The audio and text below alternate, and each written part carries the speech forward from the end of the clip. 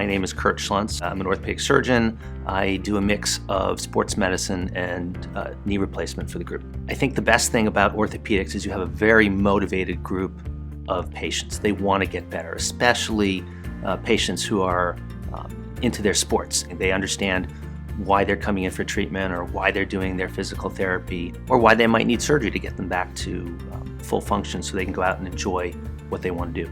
I think every aspect of orthopedics is continually changing. The technology is constantly improving.